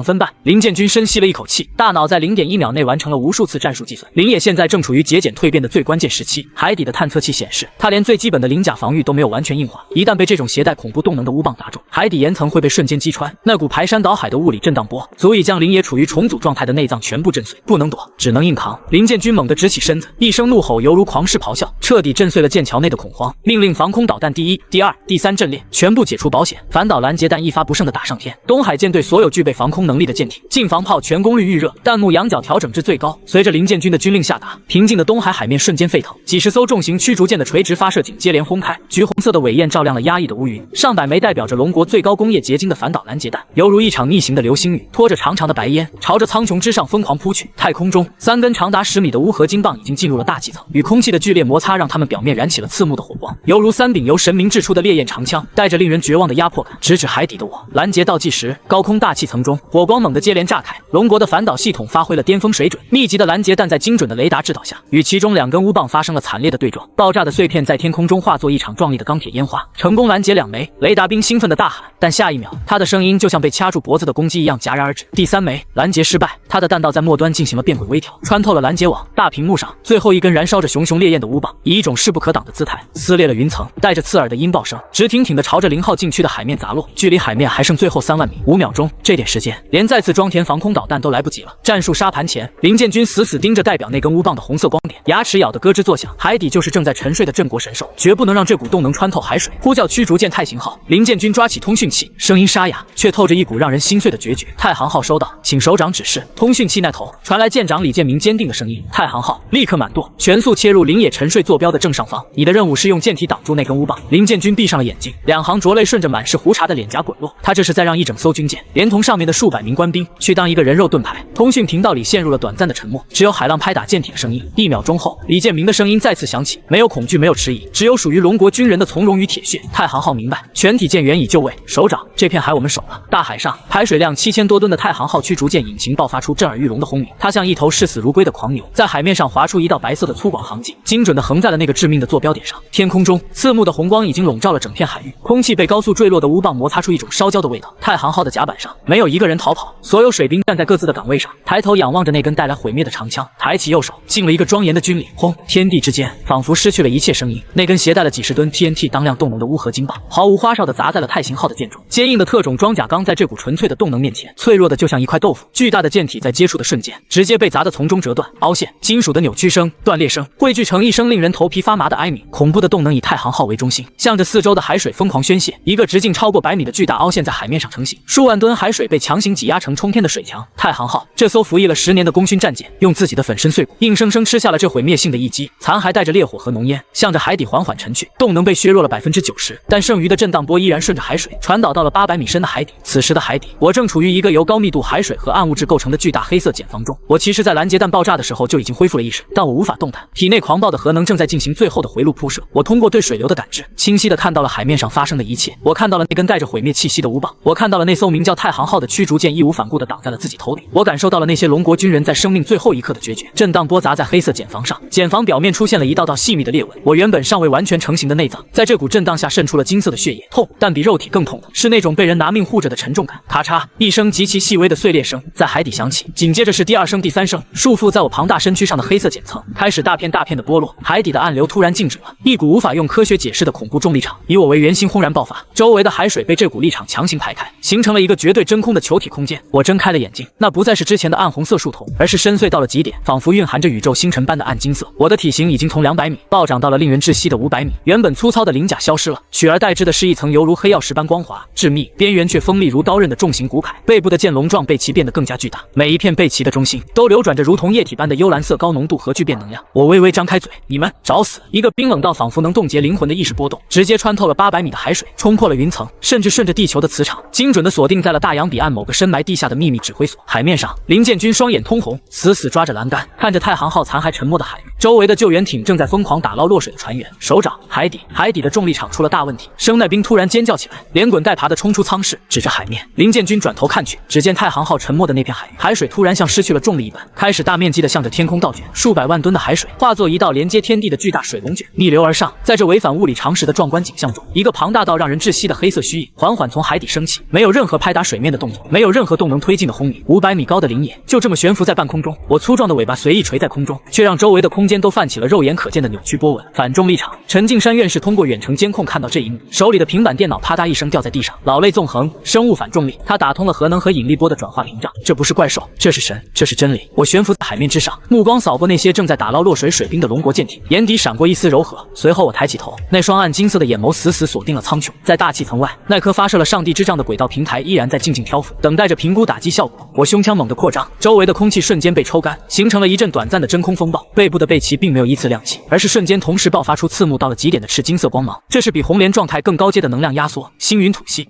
一道只有水桶粗细却凝练的犹如实质的赤金色光束从林野口中骤然喷发。这道光束没有发出任何声音，速度却快得超出了人类视觉的捕捉极限。它瞬间洞穿了厚重的乌云，切开了大气层，直接杀入外太空。位于近地轨道的那个庞大武器平台，连报警系统都没来得及触发，就被这道赤金色的光束从正中央穿透。没有爆炸，平台在接触光束的瞬间，直接被几千万度的高温和恐怖的粒子流分解成了最基础的原子形态，彻底从这个宇宙中被抹除。做完这一切，我缓缓低下头，我操控着反重力场，稳稳地降落在太行号残骸附近的海面上。空气中荡漾起波纹，那个带着金属质感的声音再次在林建军的耳边响起。这一次，声音里不再有疲惫，只有君临天下的霸道与绝对的冷酷。老林欠我一顿饭，我替你们扫平了航母，现在我欠太行号一艘船。我转过身，庞大的身躯犹如一座黑色的铁塔，面朝向了无尽的深空。14天后，等天上那群砸碎下来，我用他们的命来祭这片海。大洋最深处，马里亚纳海沟，这里是蓝星物理常识的禁区，水压高达1100个大气压，阳光在数百万年的岁月里从未触及过这片死寂的深渊。几条长着发光触须的深海盲鱼正在缓缓游动，寻找着海底热泉喷发出的微小有机物。毫无征兆的，原本平缓的深海暗流停滞了，紧接着空间本身仿佛变成了一块被暴力拉扯的破布，发出一阵让人牙酸的、无法用声学解释的撕拉声。一道长达上百米的幽紫色裂缝在漆黑的海水中央凭空撕裂，裂缝边缘闪烁着诡异的电弧，周围的海水被瞬间排开，形成了一片绝对真空的地带。一只布满幽绿色荧光、完全由某种未知晶体构成的巨大节肢，猛地从裂缝中探出，死死扣在了海底的岩层上。岩石在这种非自然力量的挤压下，瞬间化为齑粉。紧接着，一个体型长达300米、外形宛如深海巨型掠食者与重装机甲结合体的怪物，缓缓从空间裂缝中挤了出来。它没有传统意义上的五官，倒三角形的头部完全被一层半透明的墨绿色硅基装甲覆盖，装甲下方流转着高浓度的腐蚀性能量。它的身躯呈现出一种病态的流线型，背部两侧长着6条锋利如手术刀般的节肢长毛，尾部则是一个巨大的、闪烁着致命毒光的酸液囊。外星硅基生命，裂空先遣兽，代号连骨。它刚一现身，那颗隐藏在胸腔第3块甲壳后方的能量核心便开始急剧闪烁。它没有视力，却能通过捕捉海水中的热量残留和电磁波动来感知世界。很快，它锁定了300海里外的一个巨大热源，那是漂亮国太平洋舰队的关岛海军基地。在经历了东海的惨败后，这支残存的舰队正龟缩在港口内进行紧急休整。连骨内被硅基装甲包裹的喉咙里发出一阵类似玻璃疯狂摩擦的尖锐嘶鸣，它粗壮的后肢在海底猛然发力，恐怖的反冲力直接在海床上踩出一个直径数百米的陨石坑。这头300米长的怪物以一种违背流体力学的恐怖速度撕裂深海，直奔关岛而去。同一时间，龙国东部战区地下堡垒，刺耳的警报声划破了指挥大厅的宁静。大屏幕上的全球能量监测图谱中，代表西太平洋海域的板块突然亮起了一团猩红刺目的光晕。总指挥马里亚纳海沟方向探测到空间曲率异常波动，紧接着出现了超高强度的不明热源。情报官猛地站起身，声音因为紧张而紧绷，速度太快了，目标正在以120节的水下航速直奔漂亮国关岛基地。声纹比对库中找不到任何匹配项。林建军站在主控台前，那双熬得通红却依然锐利的眼睛死死盯着屏幕上的红点。他没有丝毫意外，林野当初给出的第一个预言坐标就是马里亚纳海沟。林建军双手撑在桌面上，这头畜生终于来了。他转头看向旁边的陈敬山院士，陈老，林野现在的状态怎么样？陈敬山此时正坐在一堆复杂的生物电信号接收仪前，手指在键盘上飞速跳动。老人的眼中闪烁着狂热的光芒。听到林建军的问话，他猛地抬起头，好得很。3天沉睡，他彻底稳固了500米级的反重力形态。现在的他能量储备甚至溢出了警戒线。他刚才已经向我发送了脑波反馈。陈敬山咽了一口唾沫，补充道：“他说他饿了。”林建军冷硬的嘴角勾起一抹嗜血的弧度。接通0号禁区通讯，几秒钟后，加密频道建立。林建军抓起麦克风，声音沉稳如铁：“林野，目标出现了，300米级硅基生命体，正前往关岛。你的判断完全准确。”电波那头传来一阵震动海水的低沉嗡鸣，随后是那个带着金属质感的低沉男声：“那是探路犬。”我的声音里透着一股不容置疑的霸道。硅基生物的装甲密度和常规武器的杀伤转化率，我们需要实战数据。这只狗我亲自取材。你们让重型轰炸机带上刚研发的高频震荡弹，在天上待命。明白。林建军干脆利落地结束了通话。东海0号禁区，波涛汹涌的海面上，一个庞大到令人窒息的黑色虚影缓缓浮出水面。500米高的我，犹如一座沉默的活火山，阳光洒在它那层犹如黑曜石般致密的重型骨铠上，折射出冰冷而狂暴的金属光泽。我没有依靠尾巴拍打水面，而是直接启动了体内的反重力场，周围的海水轰然退散，庞大的身躯在一股无形力量的托举下，瞬间腾空而起。我背部的剑龙状背鳍爆发出刺目的幽蓝光芒，那是核能转化为推进力的物理反应。轰！空气被恐怖的动能直接撞碎，一圈巨大的白色音爆云在海面上轰然炸开。我犹如一颗倒飞的黑色陨石，以超过3马赫的恐怖速度撕裂苍穹，直奔太平洋腹地杀去。而此时的关岛海军基地已经变成了一片人间炼狱。10分钟前，漂亮国的防卫雷达才堪堪捕捉到那个以120节速度逼近的深海恶魔，还没等基地指挥官下达防御指令，连骨就已经冲出了水面。300米高的硅基怪物带着满身的深海淤泥和幽绿色的粘液，轰然砸在港口的防波堤上。数万吨级的钢筋混凝土防波堤，在它那锋利的节肢面前，就像纸糊的一样，瞬间崩塌。开火，杀绝那个怪物！上帝啊！港口驻防的指挥官在通讯频道里歇斯底里的尖叫。2艘勉强启动的阿利伯克级驱逐舰将舰首的127毫米主炮对准了岸上的怪物，疯狂倾泻火力。密集的穿甲弹带着橘红色的火光，雨点般砸在连骨的身上。然而令人绝望的一幕出现了，那些足以击穿重型坦克装甲的炮弹，打在怪物半透明的墨绿色硅基外壳上，只迸发出一团团微弱的火星。炮弹的动能被那层诡异的装甲直接吸收偏转，甚至连一道划痕都没有留下。连骨转过那颗没有眼睛的倒三角头颅，胸腔内部的能量核心猛地一亮，他张开布满交错晶体獠牙的口气，一道惨绿色的高压腐蚀等离子液柱轰然喷出，液柱精准的浇筑在其中一艘驱逐舰上，没有爆炸，只有一种让人头皮发麻的嘶嘶声。在那股惨绿色液体的腐蚀下，特种防弹钢板就像被泼了开水的雪花膏，以肉眼可见的速度冒出滚滚黄烟，迅速溶解坍塌。舰艇上的水兵连惨叫都没来得及发出，就被连人带船融化成了一滩冒着气泡的剧毒铁水，沉入港口。整个基地彻底崩溃了，士兵们丢下武器，气，疯了一样的向岛屿内陆逃窜。连谷则迈开6条巨大的截肢，在港口内肆意屠杀，吞噬着核动力航母残骸里的核燃料。就在他准备摧毁岛上最后一座雷达站时，他的动作突然僵住了。他胸腔内的能量核心开始疯狂闪烁，一种源自生命阶级上的绝对压制感从天空中犹如泰山压顶般轰然降临。连谷猛地抬起头，看向头顶的苍穹，厚重的云层被一股蛮横的力量从中撕裂。一个比他还要庞大近1倍的黑色魔神，带着焚天烛海般的高温，从平流层垂直坠落。我根本没有减速，反而将体内的反重力场瞬间倒转，转化为恐怖的引力加持。500米高的庞大身躯，配合着重力加速度，犹如一柄由神明锻造的重锤，朝着连谷狠狠砸下。轰隆隆隆，整个关岛基地在这一记毁灭性的坠击下，发生了12级地震。坚硬的岛屿岩层直接被踩出了一个深达100米的巨大陨石坑，蛛网般的裂缝向着四面八方疯狂蔓延，海水倒灌进裂缝，激起冲天的水蒸气。连谷甚至没来得及做出任何规避动作，就被我那一双粗壮犹如山脉般的大腿死死踩在了脚下。狂暴的气浪掀翻了周围所有的建筑残骸，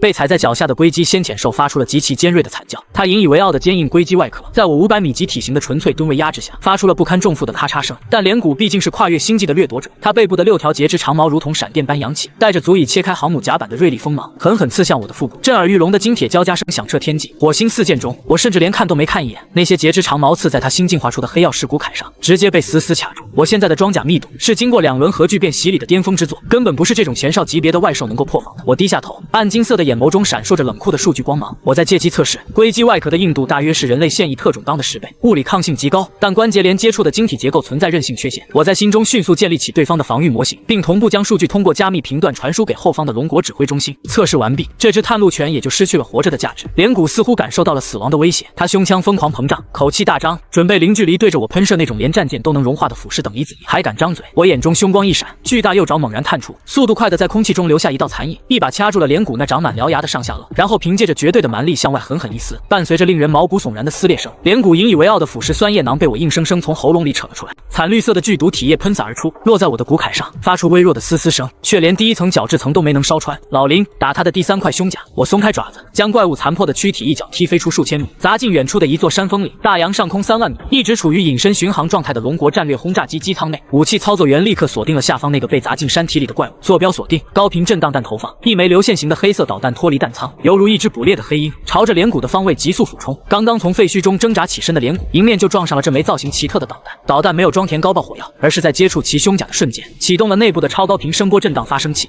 一股无形的频率波纹精准地切入了硅基晶体的分子共振带，咔咔咔，肉眼可见的，连谷胸前那块号称坚不可摧的第3块甲壳，表面开始出现密密麻麻的裂纹，最后砰的一声彻底崩碎，露出了里面那颗闪烁着幽绿色光芒，犹如心脏般跳动的能量核心。弱点彻底暴露，我站在几千米外，庞大的身躯微微下沉，我背部的剑龙状背鳍没有依次亮起，而是瞬间同时爆发出刺目到了极点的赤金色光芒。这是我用来摧毁天机武器的绝杀，星云吐息，没有蓄力，没有前摇。我张开巨口，一道凝练的只有水桶粗细的赤金色光柱，犹如一柄裁决之剑，瞬间贯穿了数千米的虚空，精准无误地捅进了连谷失去甲壳保护的能量核心。几千万度的高温和恐怖的粒子流在核心内部轰然爆发，连谷那300米长的身躯瞬间僵硬，随后从核心处开始，整个身体像被点燃的易碎玻璃一样，迅速布满了赤红色的裂纹。2秒钟后，伴随着一阵沉闷的爆裂声，整只先遣兽被炸成了一漫天飞舞的硅基碎屑，连一块完整的肉块都没有留下。秒杀，绝对的碾压。关岛基地外围，那些幸存下来的敌军士兵趴在泥潭里，看着远处那尊犹如魔神般屹立在天地间的黑色巨影，一个个吓得失声痛哭，甚至有人开始对着我的方向疯狂磕头。他们刚刚目睹了人类最强武器在怪物面前的无力，又亲眼见证了这头怪物被另一尊更恐怖的神明如同捏臭虫般碾死。这种世界观的崩塌，比肉体上的毁灭更让人绝望。我没有理会那些渺小的人类，我迈开沉重的步伐，走到那堆外兽化作的灰烬前，伸出巨爪，从碎屑中刨出了一块大约有卡车大小，虽然暗淡但依旧散发着微弱绿光的晶核。这是这只先遣兽唯一没有被烧毁的能量储备中枢。我直接将晶核扔进嘴里，像嚼冰块一样咬碎吞下，一股冰冷而奇异的能量迅速融入了我的生物反应堆。数据收到了吗？我通过低频声波联系远在龙国的指挥中心。地下堡垒内，林建军看着屏幕上刚传回的硅基装甲破防数据，双眼金光爆射，狠狠一拳砸在桌面上。收到了，震荡弹确实有效，你的测试结果将拯救我们成千上万战士的命。林建军深吸一口气，语气变得无比凝重且决绝。林野，前哨已经到了，大部队的将领进入最终倒计时。我转过身，迎着太平洋上刮起的腥咸海风，那双暗金色的眼眸眺望着遥远的天际线。在我吞噬那枚晶核的瞬间，我已经从外兽的残存记忆里看到了那片隐藏在深空彼岸的密密麻麻足以遮蔽星河的恐怖兽潮，那是足以将整个蓝星表面犁平10遍的绝望力量。14天，我的声音在通讯频道里回荡，带着破釜沉舟的肃杀，让陈敬山把你们压箱底的高浓缩反应堆全给我拉到海边来。这14天，我要吃空你们的国库，等天裂开的时候，我保证没有一只外兽能活着踏上龙国的土地。东海0号禁区，漆黑的夜幕下，狂风卷挟着暴雨疯狂抽打着海面，我静静矗立在波涛之中，坐标标已确认，南美洲亚马逊雨林腹地。林建军的声音通过加密频段在林野脑海中响起，带着掩饰不住的沉重。那些先遣兽的推进速度超出了我们的战术推演，南美各国的防线已经全线崩溃，常规火力打在他们身上连个白印都留不下。如果让他们冲出雨林进入人口密集区，后果不堪设想。我的树瞳在夜色中亮起，目光穿透重重雨幕，锁定了遥远的西南方向。交给我，没有多余的废话。我心念一动，体内那颗犹如恒星般燃烧的生物和聚变反应堆瞬间提升功率，轰！平静的海面骤然炸开，一股违背物理常识的反重力磁场以我为中心轰然爆发，数百万吨海水被强行排开，形成一个巨大的真空半球。庞大的黑色身躯拔地而起，挣脱了地心引力的束缚，背部的剑龙状背鳍爆发出刺目的幽蓝光芒，核能转化为狂暴的推进力。我破空而去，贴着海面进入超音速飞行状态。一圈肉眼可见的白色音爆云在海面上炸开，狂暴的气浪硬生生在太平洋上离出了一道深达数十米的白色海沟，开启了跨越半个地球的远征。整整12个小时的高强度飞行。当清晨的第一缕阳光试图穿透南美洲的云层时，亚马逊雨林已经变成了一片人间炼狱。原本茂密的热带雨林此刻满目疮痍，冲天的黑烟遮蔽了天日，十几只体型长达数十米、外形狰狞的硅基外兽正在焦黑的土地上肆虐。南美陆军第3装甲师的残部正在进行最后的死守。开火！不要停！拦住他们！上尉席尔瓦斯亚的怒吼着，眼角崩裂流出血水。10几辆主战坦克将炮口对准了冲在最前面的一只外兽，穿甲弹雨点般砸在怪物半透明的墨绿色甲壳上，火星四溅，震耳欲聋的金属碰撞声响彻战场。可那些足以击穿复合装甲的炮弹，却只能在外兽的壳上留下几道浅浅的白痕。外兽发出一声刺耳的嘶鸣，胸腔亮起惨绿色的光芒，一张口，一股粘稠的腐蚀性体液犹如高压水枪般喷射而出，直接浇筑在最前方的2辆坦克上。吃！刺鼻的黄烟冲天而起，几十吨重的钢铁巨兽就像烈日下的雪糕，在凄厉的惨叫声中，连同里面的驾驶员一起，短短几秒钟就被融化成了冒着气泡的剧毒铁水。绝望，彻头彻尾的绝望。席尔瓦看着越来越近的狰狞巨兽，颓然地闭上了眼睛。人类的武器在这些星际掠夺者面前，简直就像烧火棍一样可笑。就在他以为自己即将被融化成血水时，头顶的天空突然暗了下来，不是乌云蔽日，而是一座黑色的山峰，凭空出现在了战场正上方。轰隆隆隆，伴随着刺破耳膜的恐怖音爆，我500米高的庞大身躯犹如陨石般重重砸落在战场中央，大地震颤，泥土翻飞，狂暴的冲击波犹如12级飓风，直接将周围数百米的树木连根拔起，甚至将几只冲得最猛的外兽掀翻在地。10几只外兽瞬间停下了杀戮，他们齐刷刷地转向了我，感受到了这尊黑色魔神体内那股令他们站立的恐怖能量。没有试探，没有对峙，外兽们遵循着掠夺者的本能，嘶吼着朝我猛扑过来，口中同时喷吐出铺天盖地的腐蚀性体液，漫天的惨绿色毒液犹如一场死亡暴雨，笼罩了我庞大的身躯。远处的席尔瓦和残存的士兵们惊恐地瞪大了眼睛，他们刚刚亲眼目睹了这种毒液的恐怖，即使是这头体型庞大的神秘巨兽，一旦沾染，恐怕也会被烧穿皮肉。然而下一秒发生的景象彻底颠覆了他们的认知，毒液暴雨在距离我身体还有10几米的地方突然停滞了，我体内全功率运转的反应堆散发着堪比火山口的超高温度，那些足以融化装甲钢的腐蚀性体液根本沾不到我那层黑曜石般的鳞甲，就在半空中被恐怖的高温瞬间蒸发，化作大片大片无害的绿色蒸汽，随风散去。我冷漠地俯视着脚下这群如同野狗般狂吠的先遣兽，就这点能耐，我那条粗壮的犹如大厦般的巨尾在空气中猛然抡圆，带起一阵撕裂空气的凄厉呼啸，砰砰砰！巨大的尾巴带着摧枯拉朽的纯粹动能，狠狠扫过冲在最前面的3只外兽。那号称坚不可摧的硅基外壳在绝对的力量面前形同虚设，3只几10米长的外兽甚至连惨叫都没发出来，就被硬生生拍得粉身碎骨，晶体碎屑和惨绿色的体液溅满了一地，秒杀。剩下的外兽察觉到了致命的威胁，2只体型稍大的外兽一左一右，犹如2道绿色的闪电，高高跃起，挥舞着锋利的节肢长矛刺向我的颈部。我眼中闪过一丝暴虐，我猛地探出2只布满黑色倒刺的巨大前爪，速度快的在半空中留下残影。咔嚓，我一左一右，精准地抓住了2只半空中的外兽，那坚硬的硅基躯体在我手中就像脆弱的塑料玩具。我双臂肌肉暴起，暗红色的力量在鳞甲下流转，双手猛地向外一撕，伴随着令人毛骨悚然的破裂声，2只外兽被我硬生生从中间撕成了2半，绿色的浆液如瀑布般洒落。我反手一捏，直接捏爆了它们体内散发着微光的能量核心，5只同伴在眨眼间被碾成碎渣，剩下的外兽终于崩溃了。星际掠夺者的残暴在遇到真正的神明时荡然无存，他们转身就跑，疯了一样的朝着地下深处的巢穴疯狂挖掘钻探，企图逃离这个恶魔。想走，我庞大的身躯微微下沉，胸腔高高隆起，背部的剑龙状背鳍没有依次闪烁，而是瞬间爆发出刺目到了极点的幽蓝色光芒，周围的空气被瞬间抽干，形成了一个巨大的真空漩涡，一道凝练到极致、直径超过10米的原子吐息，犹如一把贯穿天地的神罚之剑，从我口中轰然喷发。这道幽蓝色的光柱直接贯穿了地表，精准地灌入了外兽逃窜的地下巢穴。轰！整个亚马逊雨林腹地仿佛爆发了一场地底核爆，几千万度的高温瞬间将地下的岩层、土壤连同那些躲避在巢穴里的外兽统统烧成了虚无。地面塌陷，高温将方圆数公里的土地直接烧结成了光滑的琉璃状陨石坑。硝烟散去，从我降落到战斗结束前后甚至不到10分钟，让整个南美洲束手无策，让全球陷入恐慌的外兽先遣队被这尊黑色的战神以一种摧枯拉朽的姿态彻底抹杀。我没有在原地停留，我伸出巨爪，在一片狼藉的战场上刨出几具还算完整的外兽尸体。我需要把这些战利品打包带回去，交给陈敬山的科研团队。只有彻底破解了外兽的基因序列，人类才能在即将到来的全面战争中找到更致命的弱点。此时，联合国联合指挥中心内死一般的寂静，各国首脑、军方将领死死盯着卫星传回的高清画面，那个500米高的黑色身影，以及我手中提着的外兽残骸，